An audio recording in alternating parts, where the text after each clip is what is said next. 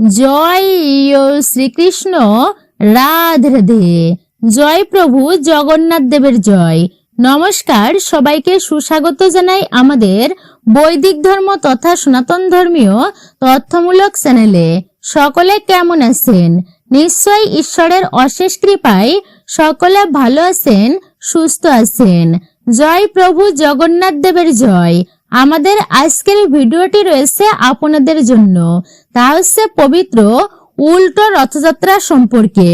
উল্টো রথযাত্রা পালিত হচ্ছে বিশেষ করে শুক্রবার দিন 24শে জুলাই 2026 সালে পালিত হচ্ছে শুক্রবার দিন। আর এই পবিত্র উল্টো রথযাত্রার দিনে আপনারা ভুল করেও খাবেন না এই সবজিটি। এই খাবারটি আপনারা গ্রহণ করবেন না। যদি আপনারা গ্রহণ করেন তাহলে আপনার পরিবারে নিজের উপর সর্বদাই অমঙ্গলের ছায়া নেমে আসতে পারে। তাই আপনারা সাবধান থাকুন এই বিশেষ দিনে। সতর্কতার সাথে এই দিনটি অতিবাহিত করুন। উল্টো রথযাত্রা পালিত হচ্ছে 24শে জুলাই শুক্রবার দিন। আপনারা এই দিনটি বিশেষভাবে আপনারা পালন করুন। শাস্ত্র মতে পবিত্র উল্টো রথযাত্রায় আপনারা বিশেষ করে ভুল করেও খাবেন না এই খাবারগুলি। আপনারা অবশ্যই শ্রবণ করুন মনোযোগ সহকারে। আর আপনি যদি আমাদের চ্যানেলের নতুন দর্শক হয়ে থাকেন তাহলে চ্যানেলটি সাবস্ক্রাইব করুন, পাশে থাকার নোটিফিকেশন বেল আইকনটি অল করে দিন। ভিডিওতে লাইক করুন এবং কমেন্টে ভক্তি, ভালোবাসা আর শ্রদ্ধার সহিত জয় জগন্নাথ দেবের জয় অথবা আপনার গুরুদেবের নামটি বা ইষ্ট দেবদেবতার নামটি একটি বারের জন্য হলেও ভক্তি সহকারে আপনারা অবশ্যই লিখে জানাবেন। ভিডিও থেকে আপনারা নিশ্চয়ই সমৃদ্ধ হবেন, তাই মনোযোগ সহকারে শ্রবণ করুন, একদমই স্কিপ করে নয়। মূল্যবান বিষয়গুলি বাদ পড়ে যেতে পারে। পবিত্র উল্টো রথযাত্রার উৎসব একটি সনাতন ধর্মীয় এক বিশেষ ও শ্রেষ্ঠ উৎসব। এই রথযাত্রা সমাপ্ত হচ্ছে উল্টো রথযাত্রা দিয়ে। তাই এই উল্টো রথযাত্রা বিশেষ করে অত্যন্তই গুরুত্বপূর্ণ।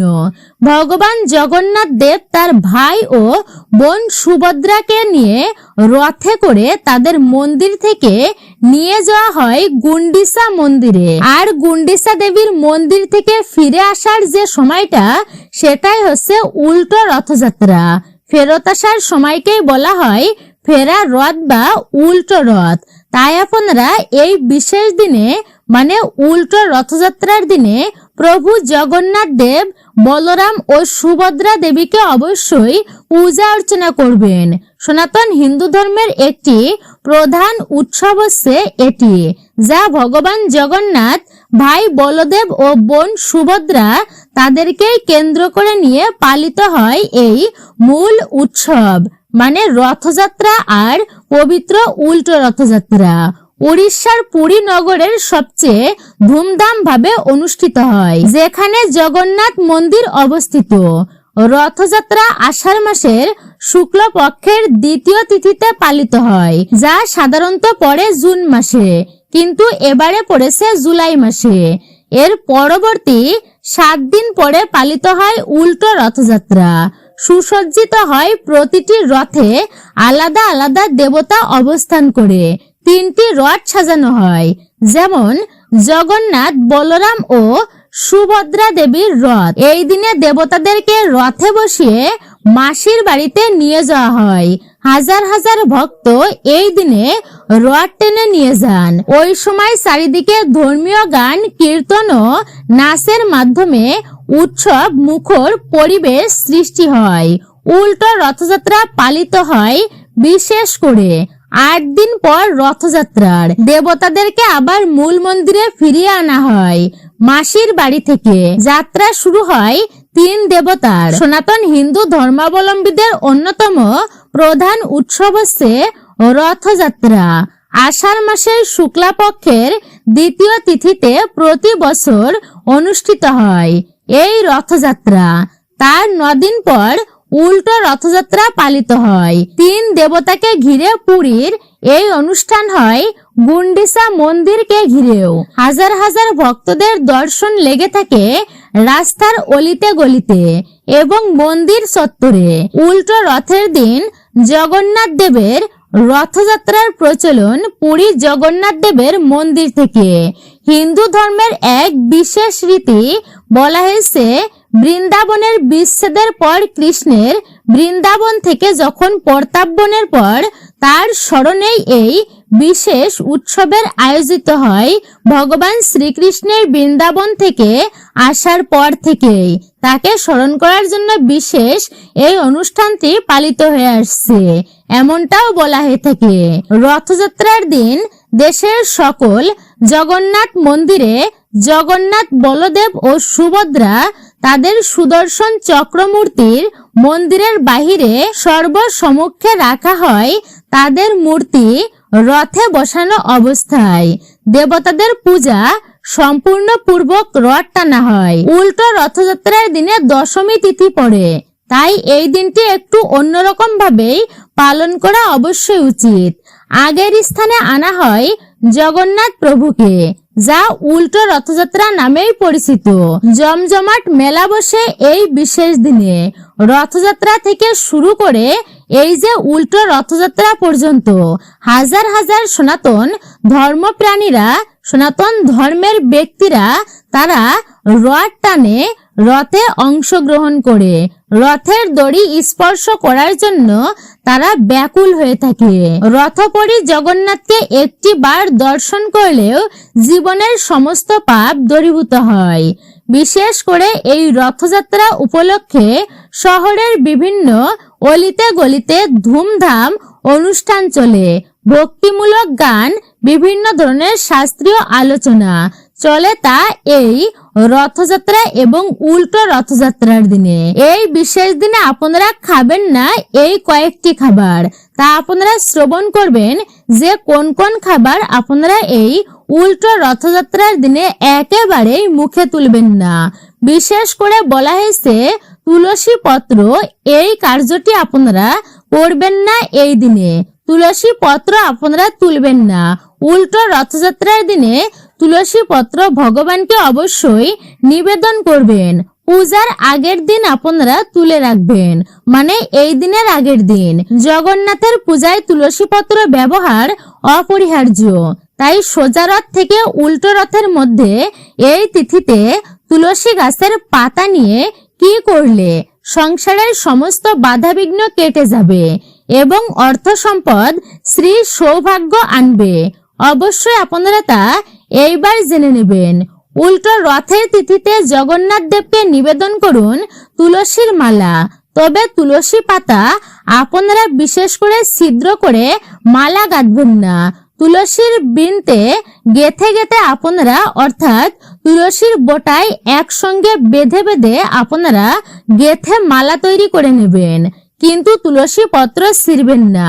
পরিষ্কার পিতলের থালা নিন, তারপরে আপনারা তাতে 4 ভাগ করে 4টি আটার দলা রাখুন। উল্টো রথযাত্রার রাতে আপনারা এই বিশেষ তিথিতে সারা দিন তুলসী তলায় ওই থালাটি আপনারা রেখে দিবেন। পরের দিন সকালে স্নান সেরে আপনারা নেবেন। তারপর ওই আটার দলাগুলি নিয়ে চলে যাবেন আপনার বাড়ির ছাদে। হাতে আটার দলা নিয়ে অপূর্ণ ইচ্ছা আপনি বলুন মনে মনে। তারপরে হাতে জল নিয়ে ছিটিয়ে দিন চারপাশে। মনে রাখবেন অবশ্যই এই কাজ করার সময় যেন কেউ আপনাকে না দেখতে পায়, সেটা খেয়াল রাখবেন। আপনি এমনটা করলে ধীরে ধীরে আপনার জীবন থেকে বাধাবিঘ্ন কেটে যাবে। মনে রাখবেন তুলসী গাছকে কোনো সময় সূর্যাস্তের পর স্পর্শ করবেন না। সনাতন ধর্মাবলম্বীরা বিশ্বাস করেন যে জগন্নাথ দেব হলেন জগতের নাথ বা অধীশ্বর।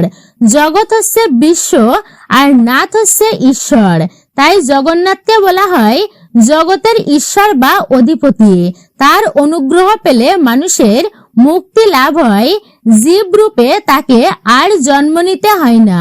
এই বিশ্বাস থেকেই রথযাত্রা বা উল্টো রথযাত্রার দিনে ভগবান জগন্নাথকে দর্শন করার জন্য হাজার হাজার ভক্তের আগমন হয়।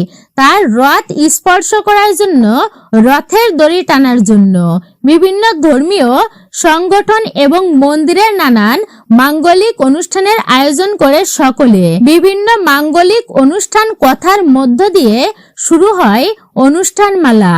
এর মধ্যে ছিল হরিনাম সংকীর্তন, বিশ্ব শান্তি মঙ্গল কামনায় অগ্নিত্রয়ী যজ্ঞ, মহাপ্রসাদ বিতরণ, বিভিন্ন শাস্ত্র গ্রন্থ আলোচনা, সভা পদাবলী কীর্তন, আরতি, মঙ্গল আরতি, কীর্তন, হরিনাম সংকীর্তন, ভাগবত কথা, সংস্কৃত অনুষ্ঠান ও শ্রীমদ্ ভগবত গীতা, গীতা পাঠ, শ্রবণ বা পাঠ করা। অবশ্যই উল্টো রথযাত্রার দিনে আপনারা একটি বারের জন্য হলেও আপনি করবেন এমন কার্য। বলা হয়েছে শ্রবণেও কিন্তু মঙ্গল হয়, তাই আপনারা শ্রবণ করবেন। বিশেষ করে শাস্ত্রাদি পাঠ বা শ্রবণ করুন। জীবনে সুখী থাকবেন, উপকৃত হবেন। পবিত্র উল্টো রথযাত্রার দিনে বিশেষ করে এই দিন আপনারা ঠাকুরের উদ্দেশ্যে একটি ঘিয়ের প্রদীপ অবশ্যই প্রজ্বলিত করবেন। আপনারা কোনো মতেই এই দিনে কয়েকটি খাবার ভুলেও খাবেন না। মনে রাখবেন উল্টো রথযাত্রার দিনে, বিশেষ করে এই যে 24শে জুলাই শুক্রবার দিন, আপনারা এই দিন কোন রকম তিতা জাতীয় খাবার ভুল করেও মুখে তুলবেন না। তিতা জাতীয় খাবার খেলে এই দিনে মুখ তো তিক্তই হয় এবং মুখ তিক্ত করা উচিত নয়। উচ্ছে, করলা, নিম পাতা এই দিনে আপনারা গ্রহণ করবেন না। চরম অমঙ্গল হবে আপনার জীবনে। আপনারা এই দিনে শাক পাতা এই দিনে গ্রহণ করবেন না। পুঁই শাক, কলমি শাক আপনারা ভুলেও খাবেন না। পটল আপনারা এই দিনে খাবেন না। অবশ্যই মনে রাখবেন আপনারা এই দিনে নিমের তৈরি কোনো তরকারি আপনারা খাবেন না। নিম পাতা ভাজা আপনারা এই দিনে এড়িয়েই চলবেন। আপনারা এই দিনে এমনকি নিম গাছকে পর্যন্ত স্পর্শ করবেন না। উচ্ছে বা করলার তৈরি তরকারি আপনারা খাবেন না এই উল্টো রথযাত্রার দিনে। আপনারা অবশ্যই এই দিনে এগুলি পরিত্যাগ করবেন। উল্টো রথযাত্রার দিনে আপনারা মাছ, মাংস, ডিম, পেঁয়াজ, রসুন ভুলেও কিন্তু খাবেন না এবং বাড়িতে এমন খাবার রন্ধনও করবেন না। এই দিনে পুঁই শাক কখনোই খাবেন না, খাওয়া উচিত নয়। পুঁই শাক খেলে কিন্তু এই দিনে জগন্নাথ প্রভু, মহাপ্রভু রেগে যাবেন আপনার প্রতি। তাহলে জীবনে হওয়া কাজ তাও আটকে যেতে পারে। তাই সতর্ক আর সাবধান থাকুন। আপনারা এই দিনটি ভক্তিময় ভাবে অতিবাহিত করুন। পুঁই শাক কোনো মতে আপনারা এই বিশেষ দিনে ভুলেও খাবেন না। উল্টো রথযাত্রার দিনে আপনারা কোন রকমের নেশাজাতীয় দ্রব্য গ্রহণ করবেন না, ভুল করেও নয়। বিড়ি, সিগারেট, মদ, পান, গাঁজা আপনারা এগুলি খাবেন না। চা, কফিও খাবেন না এই দিনে। এমনকি কাউকে আপনারা সেবন করতেও দেবেন না, নিষিদ্ধ করবেন। এই দিনে আপনারা মদ, গাঁজা, বিড়ি, সিগারেট এই সমস্ত জিনিস কখনোই গ্রহণ করবেন না।